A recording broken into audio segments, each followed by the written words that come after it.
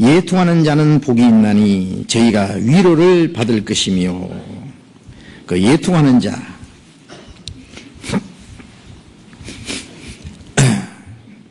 예통이라는 건 슬퍼하고 고민하고 괴로워하는 겁니다. 예? 이 세상에는 웃는 사람, 그렇죠, 즐기는 사람, 웃고 즐기고 하는 그 사람이 복이 있다, 그렇게 생각합니다. 근데 예수님은 반대로 예통하는 사람이 복이 있다고 하셨어요.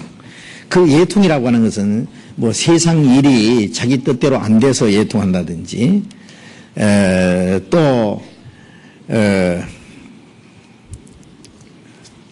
스스로 자기 연민에 빠져서 슬퍼한다든지, 또 육신적인 어떤 고통 때문에 슬퍼하고 괴로워하는 그런 예통을 말하는 게 아닙니다. 그런 탄식, 이 세상에서 자기의 그 신세를 한탄하고 탄식하고 하는 그런 예통을 말하는 것이 아닙니다. 여기서는 이 예통이라는 것은 하나님 앞에 자기의 영혼의 상태를 발견하고 하나님 앞에 자기가 얼마나 비참한 죄인인 것을 깨닫고 하나님의 심판과 진노 아래 있다는 사실을 깨닫고 그 영혼의 상태를 생각하고 슬퍼하는 겁니다. 그것이 아주 중요합니다. 그리고 이 멸망받을 죄인에게 무엇이 위로가 되겠어요? 그 예통하는 자는 복이 있나니 저희가 위로를 받을 것입니다. 그 위로는 이 세상의 위로도 많이 있죠. 그 어려운 일을 당한 사람에게 너무 걱정하지 말라고, 잘 될 거라고. 살다 보면은 뭐 어려운 일도 당하고 고통스러운 일도 있으니까 뭐 지구명에도 해뜰 날이 있을 테니까 너무 걱정하지 말라고.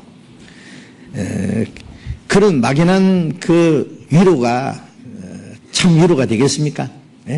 안 되죠. 사업에 실패해서 엄청난 빚을 짊어지고 자살할까 도망갈까 고민하는 사람에게 걱정하지 말라고, 걱정하지 말라고. 살다 보면은 뭐 이런 일 저런 일 다 당하니까 다 운명이라고 생각하라고. 그것이 위로가 되겠어요? 사랑하는 가족이 죽어서 슬퍼하고 있는데 살다 보면은 죽는 수도 있고 그러니 너무 걱정하지 말라고, 슬퍼하지 말라고. 그것은 더 마음에 답답하고 슬픔을 일깨워주는 것이지 조금 더 위로가 되지 않을 겁니다. 그렇죠? 사람들의 위로는 헛것입니다. 여기 하나님의 위로는 물론 그런 것이 아니에요. 진정한 위로가 되려면은 몽땅 짊어진 빚을 갚아주면서 걱정하지 말라고 계세요. 그렇죠? 빚을 딱 갚아주면서 걱정하지 말라고. 그건 위로가 됩니다. 그리고 사람이 죽어서 슬퍼하는데 뭐 걱정하지 말라고, 다른 사람도 죽는데 자기 가족이 위로 안 죽겠냐고 이런 말 해가지고는 위로가 안 됩니다. 살려줘야 돼요. 내가 살려주니까 걱정하지 마라 그러고 한번 뻘떡 살려주면은요 그 슬픔이 다 사라지고 그게 위로가 되겠죠. 그런 위로는 사람이 줄 수 없어요. 그러나 하나님은 그렇게 할 수 있어요. 하나님은 우리의 죄를 영원히 갚아줄 수 있습니다. 하나님은 우리의 죽은 영혼을, 죄와 허물로 죽은 영혼을 살려줄 수 있는 분입니다. 우리에게 영원한 소망을 줄 수 있는 분입니다. 그렇기 때문에 하나님이 우리에게 위로를 줄 수 있는 분이다 그 말이에요.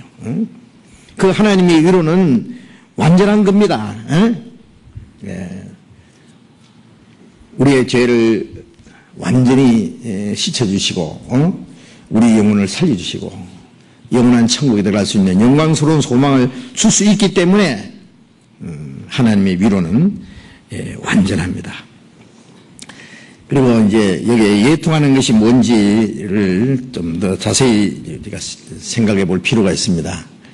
자기 죄로 인해서 애통하는 마음입니다. 마음 깊이 자기의 죄와 그리고 하나님의 진노와 심판 아래 있다는 사실을 깨닫고 슬퍼하는 마음. 하나님의 위로를 받기 위해서는 그것이 중요합니다. 자기의 영혼의 비참한 상태에 있다는 것을 깨닫고 하나님 앞에 구원을 요청하는 그 마음입니다. 하나님의 긍휼을 얻기 위해서 회개하는 마음입니다. 회개하는 마음. 그게 성경이 말하는 애통하는 자입니다. 애통하는 자. 그리고 그 애통한다고 하는 것은 자기 죄를 생각하고 하나님 앞에 율법을 지킬 수 없는 자기의 그 무능함을 발견하고 자기는 도무지 선을 행하고 하되 행할 힘이 없다는 것을 알고 그 자기의 그 상태를 깨닫고 슬퍼하는 그것만 슬퍼하고만 있으면 안 되죠. 그 애통은 너무 오래 계속되면 안 됩니다. 그 애통할 뿐 아니라 그 자리에서 일어나야 돼요. 누가복음 15장에 예수님 말씀하신 대로 탕자가 아버지를 떠나서 아버지의 재산을 다 탕진하고 굶어 죽게 됐을 때 아버지는 부자인데 아버지 집에는 품꾼들도 잘 사는데 나는 여기서 굶어 죽는구나 하는 자기의 비참한 상태를 깨닫고 내가 일어나서 아버지께로 돌아가리라 하는 그 비참한 상태에서 일어나서 하나님 아버지께로 돌아가는 거예요. 탕자가 아버지께 돌아갔을 때 아버지가 그 탕자를 기쁘게 맞이해 줬잖아요. 목욕을 시켜주고 좋은 옷을 입혀주고 신발을 신기고 손에 가락지를 끼고 송아지를 잡아서 잔치를 했어요. 내 아들은 죽었다가 살았다. 잃었다 얻었다. 그게 위로입니다. 그게 진정한 위로입니다. 아버지께 돌아가는 그것이 진정한 회개입니다. 회개. 어떤 사람은 죄 때문에 계속 슬퍼하고 우는 사람이 있어요. 새벽마다 울고 밤새도록 울고 산에 금식하면서 기도하면서 우는 사람. 그 애통하기는 애통하는데 그 자서 일어나서 아버지께 돌아가야 돼요. 하나님의 품속에 돌아가야 됩니다. 그게 진정한 회개다 그 말이에요. 그래서 하나님 앞에 자기의 영혼에 멸망받을 상태에 있다는 걸 깨닫고 돌아가서 하나님의 용서와 구원을 갈망하고 예수 그리스도로 말미암아 이미 우리에게 허락하신 그 구원의 은혜를 받아들이는 거예요. 받아들이는 거. 우리의 악한 행실로 하나님과 원수되었던 우리가 이제 하나님과 화해가 이루어지고 하나님과의 평화가 이루어지는 그게 진정한 위로입니다. 아담이 하나님의 말씀을 거역하고 자기의 벌거벗은 수치를 발견하고 무화과 잎사귀를 만들어서 치마를 만들어 입었지만은 저녁 때 하나님이 부르실 때에 숲속에 숨어서 내가 하나님의 음성을 듣고 벗었으므로 두려워하여 숨었나이다 그랬잖아요. 자기의 비참한 상태를 발견한 거예요. 자기가 벌거벗은 수치를 발견하고 하나님이 무섭고 그리고 부끄럽습니다. 하나님 앞에 벗었다고 자백했습니다. 그럴 때 하나님이 그 아담과 그 아내를 위하여 가죽옷을 지어 입히시니라고 하셨잖아요. 그게 위로입니다. 자기의 비참한 상태를 깨닫고 애통하면서 하나님의 그 위로를 구했을 때에 하나님이 그들 위해서 짐승을 죽여서 피를 흘려서 그것을 가죽을 벗겨서 그들의 수치를 가려준 것은 훗날 예수님이 십자가 죽어서 피를 흘려서 우리의 죄를 가려 주실 것에 대한 하나의 약속이었잖아요. 그게 위로입니다. 그게 진정한 위로입니다. 우리는 의는 음란이 하나도 없다. 나면서부터 죄인으로 태어났습니다. 그것을 말씀을 통해서 우리가 발견하는 거예요. 내가 죄악 중에 출생하였으며 모친이 죄 중에 나를 잉태했습니다. 그리고 타락된 마음을 가지고 살아가는 생활 전부가 죄 덩어리입니다. 죄를 물 먹듯 먹고 마시고, 모든 사람이 죄를 범하였음에 하나님의 영광이 되지 못하더니 모든 사람이 하나님 앞에 이미 죄를 지어서 하나님의 영광 앞에 설 수 없게 됐다는 사실을 깨닫는 거예요. 그러나 하나님 앞에 구원을 요청하는 겁니다. 그 사실을 깨닫고 그럴 때 하나님이 그에게 용서와 구원을 주시는 겁니다. 죄를 용서해 주시고 구원해 주시는 그것이 위로다 그 말이에요. 요엘서 2장 2절에 보면은 너희는 지금이라도 울며 예통하며 마음을 다해서 내게 돌아오라 그랬어요. 자기의 비참한 죄의 모습을 발견하고 울며 예통하며 마음을 다해서 하나님께 돌아오라. 그러면 용서해 주시겠다고. 하나님의 위로를 받기 전에 먼저 자기가 죄로 말미암아 예통하는 모습이 필요합니다. 전도서 7장 3절에 보면은 슬픔이 기쁨보다 나으면 마음이 슬픔으로 얼굴이 슬픔으로 마음이 좋게 된다. 이 세상 사람들은 하나님의 진노와 심판 아래 있으면서 그냥 즐거워합니다. 자기가 들어갈 무덤 위에서 춤추는 거 한 가지예요. 하나님을 멀리 떠나 이루어져 있는 죄인이 하나님의 심판과 저주받을 운명에 있는 죄인들이 이 세상 것으로 즐거워하면서 자기의 영혼의 비참한 상태를 생각하지 않으려고 합니다. 그것은 마귀가 주는 속임수입니다. 그렇죠? 웃을 때도 마음에 슬픔이 있고 즐거움 끝에도 근심이 있느니라. 잠언 14장 13절에 있는 말씀대로 얼굴은 웃고 육신적으로 즐거워하는 것지만은 마음의 그 고통은 없앨 수가 없는 겁니다. 그 육신적인 즐거움, 이 세상의 즐거움을 가지고 자기 영혼의 비참한 그것을 잊어보려고 하는 거예요. 영혼의 고통의 소리를 듣지 않으려고 하는 거예요. 너무 시끄럽게 하면은 조그만 소리가 들리지 않는 것처럼 영혼 깊숙이 조용히 들리는 그 영혼의 고통 소리를 잊어버리려고 시끄럽게 그리고 떠들고 흔들고 하는 겁니다. 그건 자기 영혼의 괴로움을 잊어보려고 하고 만든 마귀의 속임수가 틀림없습니다. 그래서 인간은 하나님 앞에 자기의 비참한 모습을 발견하고 진정으로 슬퍼할 줄 알아야 됩니다. 진정으로 슬퍼할 수 있는 사람이 참으로 기뻐할 수 있는 겁니다. 그래서 마음의 슬픔으로 그 얼굴의 슬픔으로 마음이 좋게 된다. 고린도후서 7장 10절에 보면은 하나님의 뜻대로 하는 근심은 후회할 것이 없는 구원에 이르는 회개를 이루게 합니다. 그런 말씀 있죠. 하나님의 뜻대로 하는 근심. 세상 근심은 사망이 일어나는 것이지만은 하나님의 뜻대로 하는 근심이 뭐겠어요? 구원받지 않은 사람은 자기가 하나님 앞에 얼마나 비참한 죄인인 걸 깨닫고 자기가 멸망받을 운명이 있다는 걸 깨닫고 구원받기 갈망하는 마음, 그건 하나님의 뜻대로 하는 근심입니다.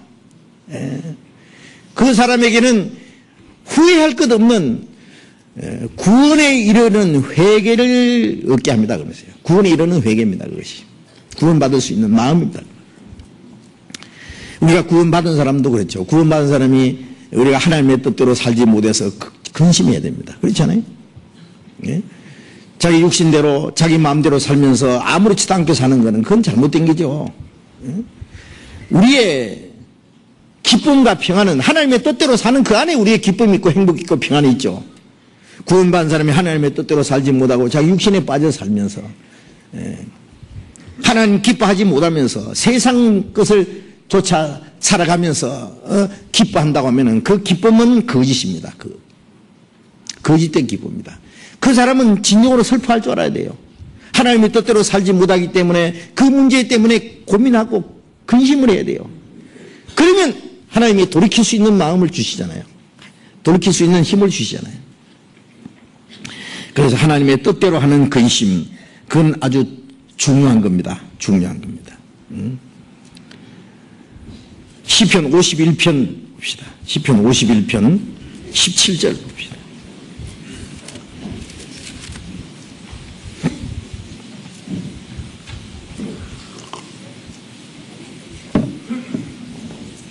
시편 51편 17절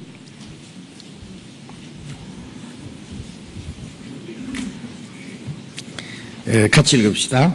하나님의 구하시는 제사는 상한 심령이라 하나님이여 상하고 통회하는 마음을 주께서 멸시치 아니하시리이다. 다시 하나님께 범죄한 후에 얼마나 그 죄를 통회하면서 기도한 내용입니다. 하나님이 구하시는 제사는 상한 심령이다. 상한 심령이 뭐예요? 죄로 말미암아 슬퍼하는 마음입니다. 하나님 앞에 불순종한 자기의 모습, 하나님의 뜻대로 행하지 못하는 자기의 무능함을 발견하고 슬퍼하는 겁니다. 그 상한 심령, 하나님이 상하고 통회하는 마음을 주께서 멸시치 아니하리다. 상하고 통회하는 마음을 하나님이 멸시치 않는다는 말은 위로해 주신단 말이에요. 용서해 주신단 말이에요. 우리가 하나님이 주시는 위로, 하나님의 용서와 구원을 받기 전에 먼저 자기의 비참한 모습을 발견하고 예통하고 슬퍼하는 그 마음이 꼭 필요합니다. 죄를 깊이 뉘우치는 그 마음이 필요하다고 말해요. 그 사람에게 하나님의 위로를 주십니다. 이사야 선지자는요, 하나님 앞에 자기의 그 죄의 모습, 자기의 부정함을 발견하고 하나님 앞에 슬피 부르짖는 기도를 했습니다. 이사야 6장을 봅시다. 이사야 6장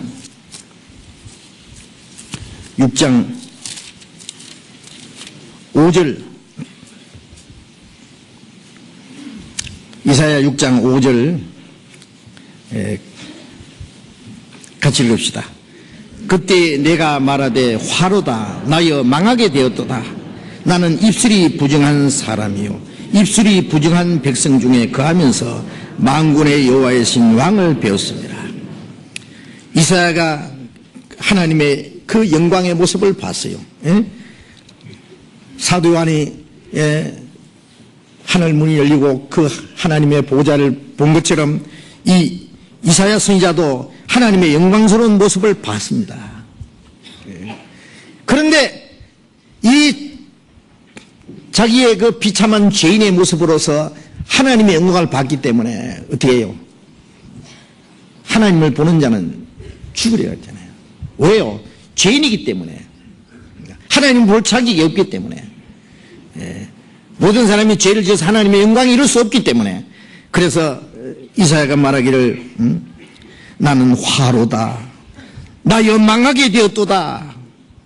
하나님 앞에 자기의 비참한 모습을 발견합니다. 나는 입술이 부정한 사람이요 입술이 부정한 백성 중에 거하면서 만군의 저 여호와를 배웠습니다. 부정한 죄인이 하나님의 영광을 봤으니까 자기는 망할 수밖에 없다는 자기의 비참한 모습을 발견하고 하나님 앞에 부르짖는 모습입니다. 누가복음 7장을 잠깐 봅시다. 누가복음 7장 29절, 누가복음 7장 29절부터 보겠습니다. 모든 백성과 세리들은 이미 요한의 세례를 받은지라 이 말씀을 듣고 하나님을 의롭다 하되 오직 바리새인과 율법사들은 그 세례를 받지 아니한지라 스스로 하나님의 뜻을 저버리니라. 또 가라사대 이 세대의 사람을 무엇으로 비유할꼬 무엇과 같은고 비유컨대 아이들이 장터에 앉아 서로 불러 가로되 우리가 너희를 향하여 피를 불어도 너희가 춤추지 않고 우리가 애곡을 하여도 너희가 울지 아니하였다 함과 같도다. 세리요한이 와서 떡도 먹지 아니하고 포도주도 마시지 아니하며 너희 말이 귀신이 들렸다 하더니 인자는 와서 먹고 마시며 너희 말이 보라 먹기를 탐하고 포도주를 즐기는 사람이요 세리와 죄인의 친구로다 하니 지혜는 자기의 모든 자녀로 인하여 옳담을 얻느니라. 이 말씀은 예수님이 나타나시기 전에 세리요한이 이스라엘 백성들에게 죄를 지적했습니다. 회개하라. 천국에 가까운 나이라. 천국은 예수님입니다. 예수님. 구원받고 예수 그리스도를 영접할 때 하늘나라에 들어갈 수 있기 때문에 회개하고 그리스도를 받아들이라 그 말이에요. 그런데 많은 백성과 세리들, 죄 많은 사람들은 그 말씀을 듣고 세리요한의 세례를 받았습니다. 세리요한의 세례를 받은 사람은 예수 그리스도를 영접했습니다. 그런데 여기 바리새인과 율법사들 스스로 하나님이 어렵다고 생각하고 그리고 율법을 가르치는 이 선생들은 세리요한의 말을 듣지 않았습니다. 세례를 받지 않았습니다. 그래서 하나님의 뜻을 스스로 저버렸다. 하나님의 뜻이 뭐예요? 구원받는 게 하나님의 뜻인데 그 하나님의 뜻을 저버렸다. 그래서 예수님 말씀에 이 세대 사람을 무엇으로 비유할고 이스라엘 그 당시의 이스라엘 민족의 상태를 설명하시는 겁니다. 아이들이 장타에 앉아서 우리가 피를 불어도 너희가 춤추지 않고 애국해도 가슴을 치지 않았다. 피를 부르고 즐거운 노래를 하면은 뭔가 이 신바람이 나서 어깨춤이 저절로 나오든지 그렇잖아요. 에? 춤을 춰야 되는데 아무리 피를 불어도 춤추지 않는다. 에? 술사가 말이요. 그 코브라라는 그 뱀을 탁 두고 피리를 붑니다. 피리를 불면은 이 코브라가 그 피리 소리를 듣는지 안 듣는지 모르지만 하여튼 코브라도 춤을 추는 게 있어요. 네. 그런데 기무리 독사라 그랬죠. 기무리 독사는 아무리 공경하게 피리를 불고 그 앞에서 이 술사가 아양을 떨어도 목을 곧게 해서 듣지 않는단 말이에요. 피를 불어도 춤추지 않고 애국해도 가슴을 치지 않았다. 어떤 사람은 슬픈 일을 당하고 애국하면은 같이 울어주고 같이 가슴을 치고 슬퍼해야 될 거 아니에요. 예? 세리요한이 와서 먹지도 않고 마시지도 않고 예? 들판에 나가서 메뚜기와 석칭을 뜯어먹으면서 이스라엘 백성들에게 막 회개하라고 막 예? 창자가 끊어지는 소리 나면서 부르짖었습니다. 그 종교가들은 뭐라고 했습니까? 귀신 들렸다. 세리요한이 귀신 들렸다. 미쳤다. 그들은 세리요한의 말을 듣지 않았습니다. 예. 회개하지 않았습니다. 예수님은 죄인들과 같이 먹고 마시고 죄인들과 가까이 왔습니다. 왜? 죄인의 친구가 됐다고 말해요. 죄인을 구원하러 오셨기 때문에. 그것은 피리 부는 겁니다. 예? 예수님이 오셔서 죄인들을 가까이 하시고 죄인들을 용서하시고 구원하시는 그는 피리 소리입니다. 그걸 듣고 기뻐하는 것이 구원이에요. 그렇잖아요. 복음을 듣고 기뻐하고 감사해야 되잖아요. 그런데 애국을 해도 가슴을 치지 않는 사람들, 예? 세리요한에 와서 소리를 질러도 예? 회개할 줄 모르고 미쳤다고 하는 거예요. 그들은 피를 불어도 춤추지 않는 것처럼 복음을 전해도 기뻐하지 않는 겁니다. 감각이 없는 사람들입니다. 예수님에게 뭐라 했어요? 저는 먹기를 탐하고 포도주를 즐기는 자요. 예? 세리와 죄인의 친구로다. 그렇죠. 예수님은 세리와 죄인의 친구입니다. 그러면 죄인을 구원하러 오신 주님에서 기뻐해야 되지. 그걸 비난하고 있는 거예요. 예. 그래서 지혜는 자기의 모든 자녀로 인하여 옳다면 지혜가 뭐예요? 진리입니다. 진리. 예. 구원받은 사람이 하나님의 자녀가 되고 그 구원받은 사람들로 말미암아 지혜는 믿음받아 된다 말이에요. 옳다 여김 받는다고 말해요. 그러나 하나님의 지혜인 그리스도를 종교가들은 배척을 했다고 말해요. 죄를 듣고 애통할 줄 모르는 사람, 죄 책망을 받고도 애통할 줄 모르는 사람은 복음을 들어도 기뻐할 줄 모릅니다. 우리가 전도 집회할 때에 먼저 하나님이 계신 것, 창조주가 모든 걸 다스리는 것, 인간은 하나님의 계획과 목적을 위해서 창조된 영혼이 있다는 것, 그러나 이 성경이 하나님의 말씀이고 사실이라는 걸 증거한 후에 인간은 하나님 앞에 얼마나 비참한 죄인인지, 우리는 하나님 앞에 선행을 할 수도 없고 율법을 지킬 수 없는 무능한 죄인인 것을 알고 하나님 앞에 심판과 영원한 지옥에 들어갈 수밖에 없는 그 사실을 먼저 증거합니다. 그걸 들어도 회개할 줄 모르는 사람 있죠? 죄인이라 그래도 나만 죄인인 거, 다 죄인인데. 지옥 간다고 남만 가나 다 가는데, 많이 가는데. 자기 혼자 가면 억울한데, 많이 가는 것 때문에 위로받아요.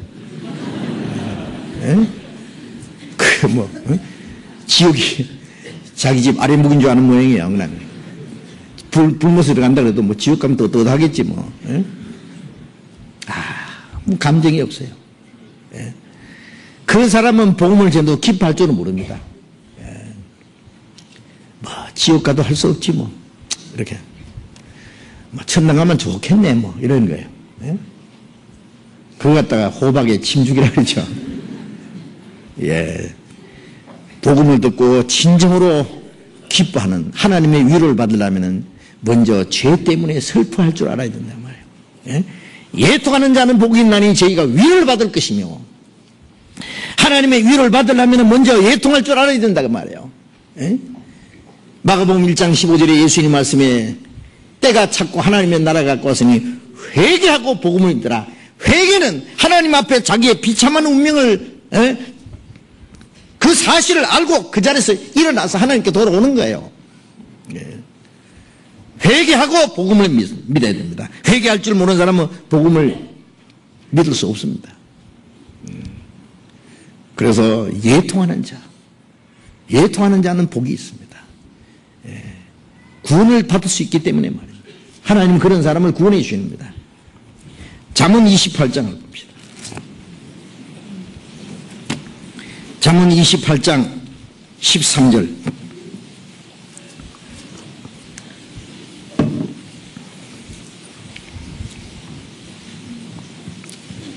28장 13절을 같이 읽읍시다. 자기의 죄를 숨기는 자는 형통하지 못하나 죄를 자박하고 버리는 자는 불쌍히 여김을 받으리라. 자기의 죄를 숨기는 자 형통하지 못한다. 하나님 앞에 용서를 받을 수 없습니다. 그러나 그 죄를 자복하고 버리는 자, 그 자리에서 일어나야 돼요.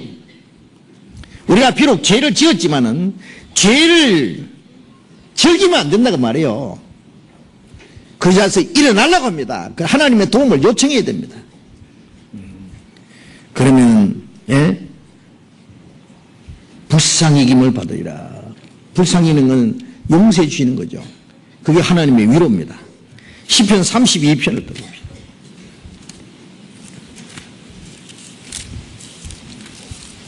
32편 5절 같이 읽읍시다. 내가 이르기를 내 허물을 여호와께 자복하고 주께 내 죄를 아뢰고 내 죄악을 숨기지 아니하였더니 곧 주께서 내 죄악을 사하셨나이다. 내 허물을 여호와께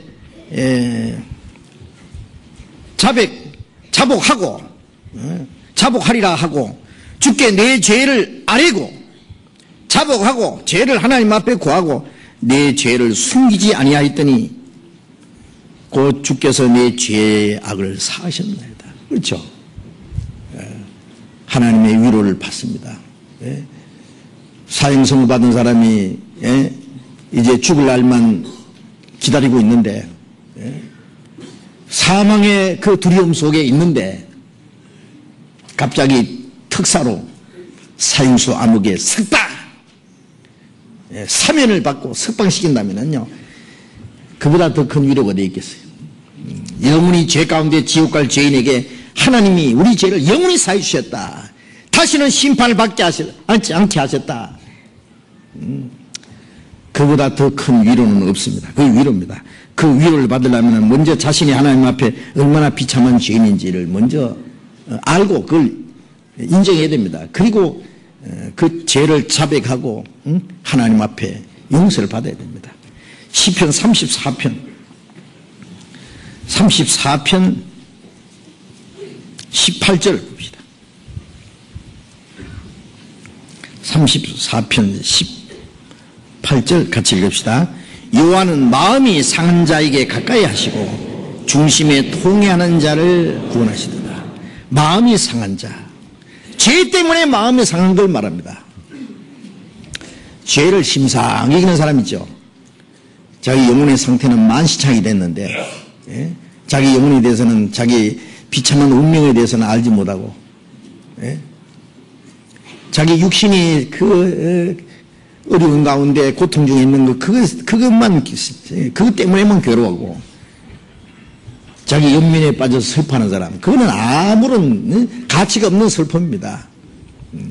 자기 영혼의 상태를 깨닫고 마음이 상한 사람, 뭘 하나님이 가까이 하신다는 거예요. 구원하신단 말이에요. 중심에 통회하는 자를 구원하신다. 중심에 통회하는 자. 하나님 앞에 심판받을 운명을 깨닫고 하나님 앞에 용서를 부르짖는 거예요. 예수님 옆에, 십자가 옆에 달려죽던 강도는 평생의 강도질하고 사람 죽이고 오만 나쁜 짓 다 했지만은 죽는 순간에 하나님이 두려웠습니다. 영혼이 죄 가운데 지옥에 들어갈 그 비참한 운명이 있다는 걸 깨달았습니다. 그리고 주님께 용서를 구했어요. 구원을 요청했어요. 주님은 그 죄를 사해 주셨습니다. 천국에 함께 들어간다고 하는 그 놀라운 구원을 약속해 주셨습니다. 그렇잖아요. 한편 강도는 죽어가면서도 자기 영혼에 대해서, 하나님에 대해서 아무 생각이 없습니다. 예수님에게 당신이 하나님의 아들거든 나도 좀 구원해달라고, 당신도 내려오고 나도 좀 십자가에 내려오게 해달라고. 죽는 순간까지 이 세상에 대한 미련을 버리지 못했습니다. 그런 사람은 하나님이 위로해 주지 않죠. 구원해 주지 않죠. 사도행전 3장을 또 봅시다. 사도행전 3장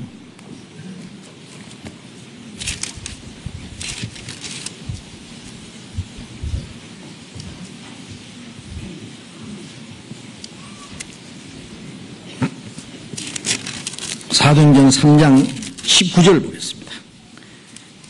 같이 읽읍시다. 그러므로 너희가 회개하고 돌이켜 너희 죄 없이 함을 받으라. 이같이 하면은 유쾌하게 되는 날이 주 앞으로부터 이를 것이요. 여기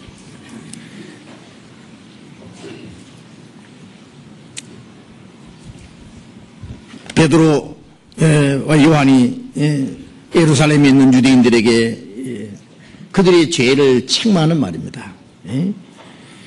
너희 조상들이 하나님의 선지자들 죽이고 너희 종교가들이 그리스도를 배척하고 바라바는 도와주고 의로운 자를 죽였다. 그러나 그 모든 것은 너희가 알지 못해서 그런 줄 안다. 그러므로 너희가 회개하고 돌이켜 너희 죄 없이 함을 받으라. 회개하고 하나님께 돌이켜서 죄 없이 함을 받으라. 그리하면은 이같이 하면은 유쾌하게 되는 날이 주님 앞에부터 이를 것이다. 그렇죠. 죄를 회개하고 돌이켜 죄 사함을 받으면은 유쾌하게 되는 날이 옵니다. 유쾌하게 되는 날. 그렇잖아요. 기쁜 날, 기쁜 날, 주 나의 죄 다 씻은 날. 그게 하나님의 가장 큰 위로입니다. 위로. 그러나 자기 죄를 깨닫지 못하는 사람, 회개하지 못하는 사람, 하나님 앞에 돌이키지 못하는 사람, 하나님 앞에 용서받을 수 없고 하나님의 진노와 심판을 반드시 받을 수밖에 없습니다. 사람이 죄가 많아서 지옥 가는 거 아니고 회개하지 않기 때문에, 돌이키지 않기 때문에, 하나님께 돌아오지 않기 때문에 그 영혼이 멸망하는 겁니다. 죽을 병에 걸렸어도 자기가 그 병이 있는 걸 알고 그것 때문에 고민하면서 어떻게 하면 병이 나을고, 병이 나을 곳이 있다면은 자기 병을 고칠 수 있는 의사가 있다면은 찾아가서 그 치료를 받을 거 아닙니까? 그런데 하찮은 육신, 이 몇십 년짜리 육신이 살기 위해서도 그렇게 노력하는데 자기 영혼이 멸망받을 영혼에 대해서는 자기의 비참한 운명을 생각하지 않고 하나님께 돌아오지 않는 거예요. 구원받기 원치 않아요. 어떤 사람은 구원받는 거 겁내는 사람이 있습니다. 야, 뭐 천국이 지옥이 있다고 한다마는 그건 뭐 나중에 죽은 후의 일이고 뭐 그것까지 그거 생각할 시간이 어디 있노? 지금 당장 육신이 사는 것이 문제인데 내 마음대로 살고 술도 마음대로 마시고 내 하고 싶은 대로 하고 나쁜 친구들을 사귀고 재미있게 사는데 그걸 왜 어떻게 포기할 수 있느냐? 죄를 즐기고 사는 거예요. 죄를. 하나님 앞에 회개하지 않습니다. 그건 하나님 앞에 용서를 받을 수 없습니다. 그 회개하지 않는 죄가 어떤 흉악한 죄보다 더 큽니다. 시편 7편을 봅시다. 시편 7편 12절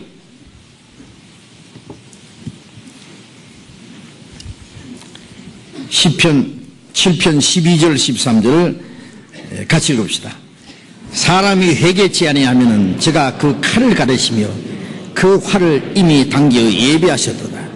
죽일 기계를 또한 예비하시며 그 만든 살은 화전이로다. 사람이 회개치 아니하면은 저가 그 칼을, 하나님이 그 사람에게서 심판의 칼을 갈아요. 칼을. 어떤 사람이요, 산길을 가다가 해가 저물었어요. 그래서 이제 저쪽 보니까 밤에 조그만 빛이 바짝 비쳐서 가니까 조그만한 오목사리가 산속에 하나 있어요. 주인 계십니까? 내가 길을 가다가 해가 저물어서 하룻밤 좀 묵어 갈까 합니다. 이제 주인이 나왔어요. 아, 들으시지요. 이제 감자 삶은 거 한 2개 내놓고 이제 하룻밤 쉬고 가십시오. 누추하지만. 그래서 이제 피곤해 잠이 들었는데 자다가 무슨 소리에 깼어요. 저쪽에 보니까 슉슉슉슉 눈금이다 보니까 칼을 갈고 있는 거예요. 그러면서 중얼중얼 하는 거예요. 그는 맛있게 생겼다. 얼마나 무섭겠어요. 하나님이 심판의 칼을 갈아요. 아세요? 하나님 얼마나 무서운 분인지 아세요? 회개하지 않으면 칼로 쪼개버려요. 아세요? 회개하지 않으면 하나님이 그 칼을 가르시며 그 활을 이미 당겨 예비하셨다. 옛날은 활이잖아요. 활을요, 잘 쏘는 사람은요, 멀리 있는 사람도 그냥 그 심장을 그냥 깨뚫어 버려요. 활로. 하나님이 그 사람, 회개하지 않는 사람을 향해서 심판의 화살을 당겼어요. 요즘 말로 하면은요, 아주 고성능 그 총 있잖아요. 막으면서 딱 달아가지고.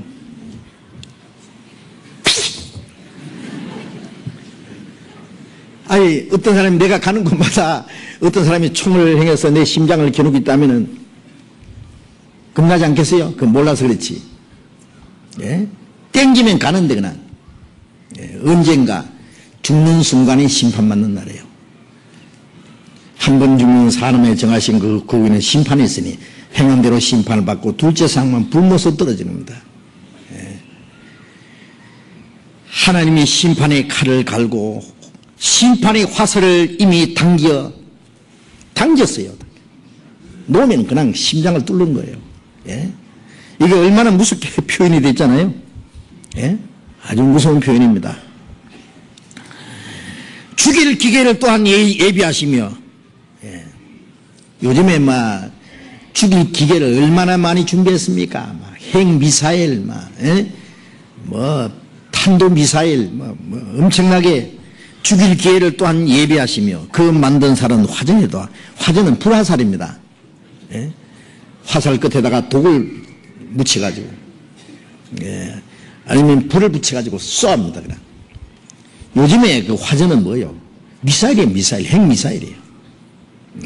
마지막에 인간들이 만들어 놓은 이 모든 핵무기는요, 회개하지 않는 자를 심판하기 위해서 하나님이 준비하신 거예요. 자기가 판 웅덩이에 자기 빠지며 자기가 숨긴 그물에 자기 걸렸도다. 예. 독일에서 유대인들 죽일 때요, 땅을 파라고 합니다. 자기가 들어갈 무덤을 먼저 자기가 파는 거예요. 땅을 파놓으면 그 앞에 탁 쏘면요, 그 다음에 그다 끌어묻어버린 거예요. 인간들이 만든 핵무기는 스스로 멸망받기 위해서 스스로 자기 무덤을 판 것과 같습니다. 자기가 판 웅덩이에 자기가 빠지며 자기가 숨긴 그물에 자기가 걸렸도다. 하나님이 심판하기 위해서 준비한 것이라는 걸 우리가 생각해야 됩니다. 응? 심판. 회개하지 않는 자를 하나님이 심판합니다. 마가복음 2장 16절 17절에 보면 그런 말씀 있잖아요. 응? 예수님이 세리 집에 가서서 죄인들과 같이 음식을 잡으실 때에 바리새인의 서기관들이 제자들에게 그랬습니다. 너희 선생은 어찌하여 세리와 죄인들과 함께 먹느냐? 예수님이 들으시고 말씀하시기를 건강한 자에게는 의인이 쓸데없고 병든 자에게 쓸데있느니라. 내가 의인을 부르러 온 것이 아니라 죄인을 부르러 왔노라. 예수님은 우리의 영혼을 고치러 오신 의사이기 때문에 자기가 건강하다고 의롭다고 생각하는 사람은 필요 없습니다. 예수님은 죄인을 찾아 구원하러 오셨기 때문에 죄인의 집에 가시는 게 당연합니다. 그런데 그 당시에 종교가들은 그럼 의인입니까? 아닙니다. 하나님 앞에 그들도 마찬가지로 멸망받을 비참한 죄인인데 종교적인 그 위선적인 그 의 때문에 다른 사람보다는 조금 더 의롭다고 생각하는 그 율법적인 의 때문에 자기의 비참한 죄인의 모습을 발견하지 못했습니다. 죄인을 구원하러 오신 주님을 그들은 배척해버렸습니다. 회개하지 않는 자는 하나님이 구원해 주지 않습니다. 죄 때문에 참으로 슬퍼할 줄 모르는 사람. 누가복음 18장 19절 이하에 보면은 또 그런 말씀이 있죠. 두 사람이 성전에 기도하라고 왔는데 한 사람은 바리새인, 하나는 세리라. 바리새인은 서서 기도하기를 나는 일주일에 2번씩 금식하고 소득의 11조를 바치고 다른 사람들처럼 토색이나 간음이나 독지나 이런 거 하지 않는 거 감사합니다. 의로운 거 감사합니다. 그러나 세리는 저 뒤에서 감히 얼굴을 우러보지도 못하고 가슴을 치면서 나는 하나님이 나를 불쌍히 여기소서 나는 죄인으로소이다 하였느니라. 내가 너에게 오니 이 사람이 저보다 의롭다 안 받고 집에 내려갔느니라. 세리가 의롭다 안 받았다고 말이에요. 자기를 높이는 자는 낮아지고 자기를 낮추는 자는 높아지리라. 자기가 의롭다고 생각하는 사람은 하나님의 의를 주시지 않습니다. 입었다고 하는 사람은 입혀주지 않습니다. 아담처럼 벗었다고 자백하는 사람에게 주님이 입혀주시는 것처럼 자기가 비참히 멸망받을 죄인인 것을 자백할 때 하나님이 그 사람을 하나님의 의를 주십니다. 예통하는 자는 복이 있나니 자기 죄 때문에 예통할 줄 아는 사람 나는 죄인으로소이다 나를 불쌍히 여기소서 그 사람은 하나님이 불쌍히 했습니다. 죄를 용서하시고 의롭다 했습니다. 그게 하나님의 위로잖아요. 위로. 그러나 스스로 의롭다고 하는 사람은 하나님의 의를 주시지 않았습니다.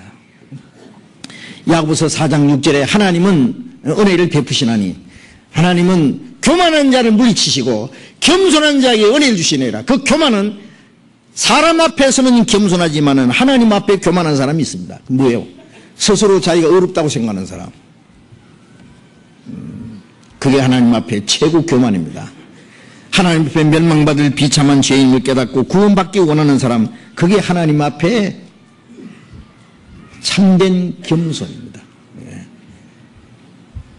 겸손한 자에게 은혜를 주시느니라. 구원받기를 간절히 원하는 그 사람에게 하나님의 위로를 주십니다. 하나님의 위로. 하나님의 위로. 이거 얼마나 놀라운 겁니까? 죄의 사함을 받았다. 하나님이 나를 구원하셨다. 이보다 더 큰 위로가 어디 있어요? 이 세상에 사는 동안에도 온갖 고통과 괴로움 속에 시달리고 죄와 그 근심과 고통과 육신의 많은 괴로움 속에서 시달리다가 진정한 행복이 소망인지 뭔지 모르고 죽어가야 되는 인생, 그것으로 끝나는 것이 아니라 죽음 건너편에 심판과 영원한 지옥에 들어갈 이 죄인이었는데, 우리 구원받은 사람은 생각해 보세요. 내가 구원을 받지 않았다면 생각해 보세요. 내가 만일 구원을 받지 않았다면 어떻게 됐을까? 정말 상상할 수도 없어요, 이거는. 그리고 구원은 하나님이 거저 주시는 거지만은 실제로 구원받은 사람은 너무 적다는 것도 성경이 말씀하신 대로 천국 가는 사람은 너무 적습니다. 그 적은 무리 가운데 내가 들어왔다. 주님의 이름을 부르는 사람은 많대. 구원받은 사람은 너무 적다. 그 적은 무리 안에 내가 들어와 있다. 그보다 더 큰 위로와 기쁨이 어디 있느냐. 그 위로와 기쁨을 잠시도 잊어서는 안 됩니다. 우리가 구원받았다는 거 자다가도 한번 생각해 보세요. 내가 어떻게 구원을 받았을까? 어떻게 내가 하나님의 위로를 받았을까? 이것은 정말 놀라운 일입니다. 놀라운 일. 예통은 잠시고 하나님의 위로는 영원한 겁니다. 죄로 인해서 심히 예통했을 때 이사야도 나는 망하게 되었도다. 나는 부정한 입술이 부정한 자요 부정한 백성 가운데서 살면서 내가 하나님의 얼굴을 배웠다. 하나님의 모습을 배웠다. 그럼 나는 망할 것이다. 그러나 그것으로 끝난 건 아니죠. 잠시 후에 하나님의 그 구원의 위로를, 하나님의 용서와 구원의 기쁨을 아주 발표했습니다. 이사야 40장을 봅시다.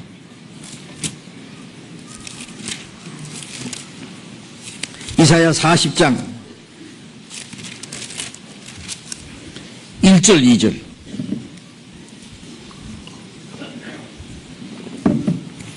이사야 40장 1절 2절 같이 읽읍시다.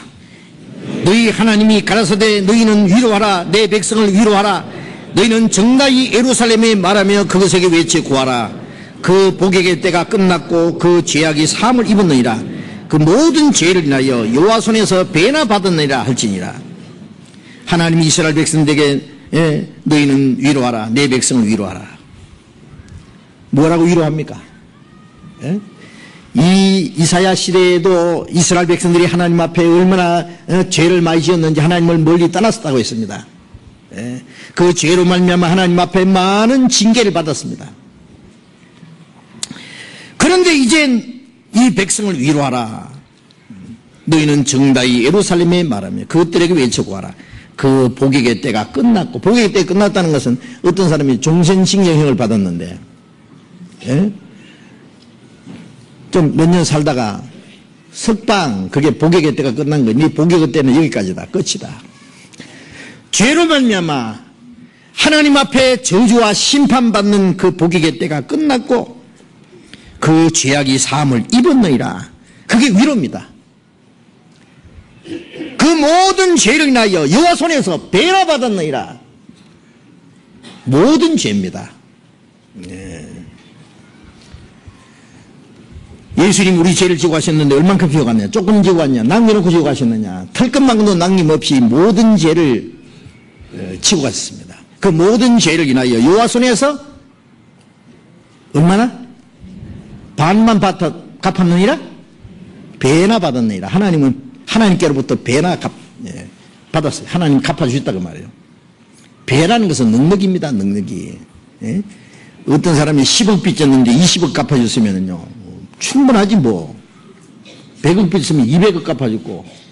우리 죄보다도 예수님의 공로는 우리 죄를 영원히 씻고도 남음이 있어요. 그게 위로입니다. 그렇잖아요. 내 백성을 위로하라.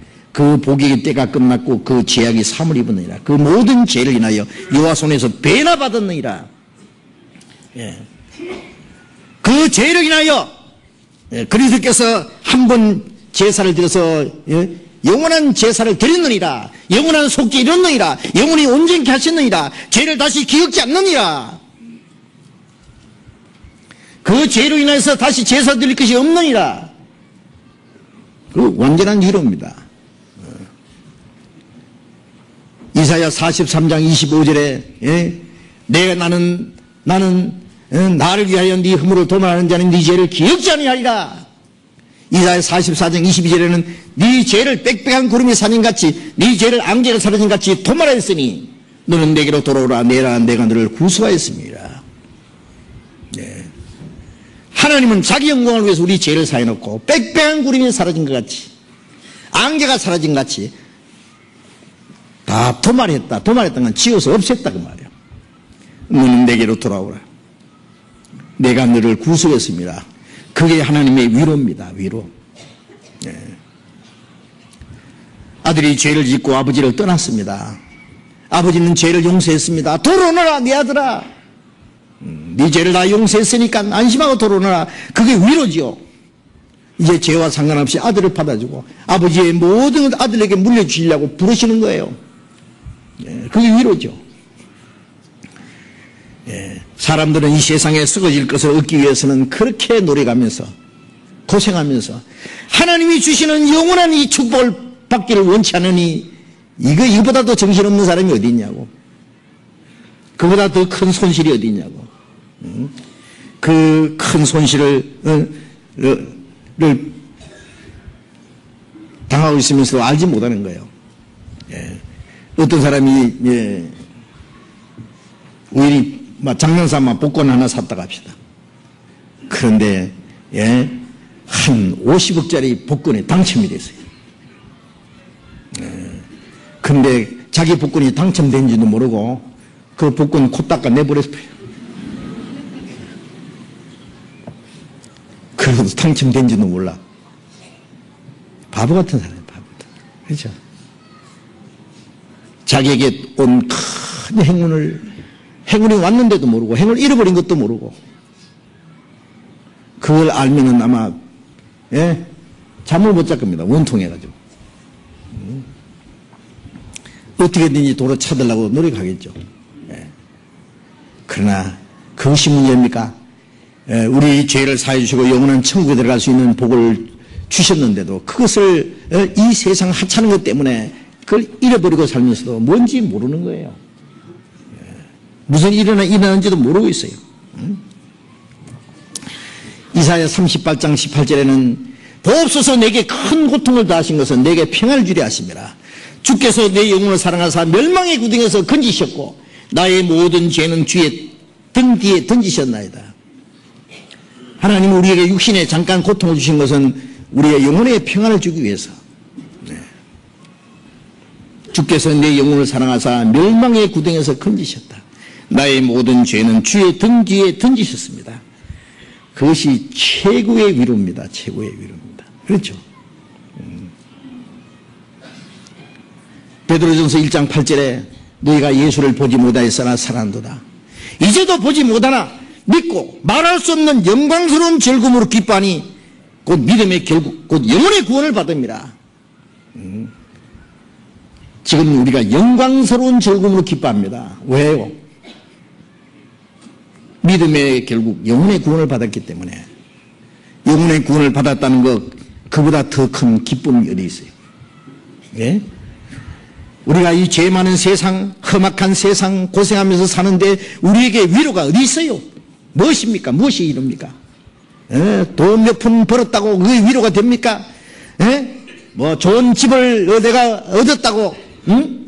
내 좋은 자동차 타고 다닌다고, 좋은 옷 입었다고 그게 위로가 되겠습니까? 아닙니다. 그거는 어린아이들이 하찮은 장난감 가지고 기뻐하는 것, 조금 실증 나면 집어 던져봅니다. 그거 아무것도 아닙니다. 하나님이 우리에게 주신 위로는 우리의 죄를 용서해 주시고 우리를 구원하시고 하나님의 자녀로 삼아서 영원한 하나님 나라에 데려가신다는 그 약속을 받은 거예요. 그게 위로입니다. 우리는 하나님의 위로를 받은 사람들입니다. 그 살인 강도에게 오늘 너와 나와 낙을 이루자. 그때 그 약속을 받았을 때에 그 강도의 그 모습을 한번 상상해 보세요. 예? 십자가 못 박혀서 고통 중에서도 얼굴은 아마 기쁨으로 충만했을 겁니다. 그렇죠? 예. 얼굴은 빛났겠지요. 감사와 기쁨이 넘쳤겠지요. 그렇습니다. 예. 제가 이번에 몽골에서 본 그 청년도요. 예. 그냥 우리가 들어가서도 누워 있어요. 제가 잠시 위에서 기도했습니다. 그 다음에 그 사람은 간증을 하는데 깜짝 놀랐습니다. 나를 어떻게든지 병 낫게 해달라, 병 낫기 위해서 기도해달라, 그 말 한마디도 안 합니다. 내가 병 낫든지 안 낫든지 상관없다는 거예요, 이제. 예? 내가 구원을 받았기 때문에, 천국 갈 소망이 있기 때문에 이보다 더 큰 기쁨이, 감사가 어디 있냐. 그렇습니다. 그 너무나 큰 기쁨과 감사가 있기 때문에 육신의 고통을 이기고도 남습니다. 우리는 그 놀라운 하나님의 위로를 받은 사람들입니다. 하나님의 위로를 받은. 예토하는 자는 복이 있나니 저희가 위로를 받을 것이며 우리가 하나님 앞에 비참한 죄인인 것과 우리는 하나님 앞에 참으로 선행을 할 수 없다는 것, 율법을 지킬 수 없는 무능함을 깨닫고 하나님 앞에 자비를 구할 때 누가복음 18장에 있는 그 세리처럼 하나님 나를 불쌍히 여기옵소서.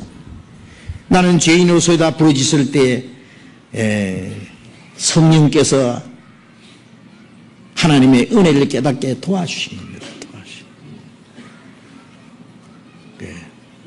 죄를 뉘우치고 애통하는 마음으로 자기 죄를 슬퍼하면서 자기의 영혼의 비참한 운명에 있는 것을 깨닫고 구원을 요청하는 그 사람 마음 속에 성령께서 하나님의 은혜를 깨닫도록 도와주십니다. 고린도서 1장 6절에 이 복음이 너희에게 이르매 너희가 듣고 참으로 하나님의 은혜를 깨달은 날부터. 복음을 듣고 참으로 하나님의 은혜를 깨닫게 하시는 분은 누굽니까? 에? 너희가 세상의 영을 받지 않고 오직 하나님께로 온 영을 받았나니 이는 하나님이 우리에게 주신 은혜를 알게 하려 함이라. 고린도전서 2장에 있는 말씀대로 그 하나님이 우리에게 주신 은혜를 알게 깨닫게 해주신 분은 누구요? 하나님의 영이 성령이시에요. 성령. 네. 성령께서 그것을 깨닫게 해주셨고 우리는 그 하나님의 은혜를 깨달은 날, 제삼 받은 날, 구원받은 날, 지상 최대의 기쁜 날. 그렇죠? 우리의 삶의 최대의 기쁜 날, 그 위로를 받은 날입니다. 이 좋은 날, 내 천한 몸, 참 중생한 세몰밀세, 기쁜 날, 기쁜 날, 주 나의 죄 다시 쓴 날, 예? 주 나의 죄 다시 쓴 날, 이 천한 몸 참 중생한 거듭난 세몰밀세, 기쁜 날. 우리는 그 하나님의 놀라운 위로를 받은 사람입니다. 우리 가운데 아직도 그 위로가 무엇인지 모르는 사람, 죄사함과 구원의 기쁨이 뭔지 모르는 사람, 다른 것은 다 포기해도 이것은 잃어버리면 안 됩니다. 포기하면 안 됩니다. 그러기 위해서는 진정으로 자기의 죄의 모습을 깨닫고 슬퍼할 줄 알아야 됩니다. 슬퍼할 줄 모르는 사람은 하나님이 주는 복을 받을 자격이 없는 사람입니다. 예토하는 사람은 복이 있나니 저희가 위로를 받을 것이며 그 위로를 반드시 받아야 됩니다. 반드시. 그 위로를 받은 사람이 하나님 나라에 들어갈 수 있습니다.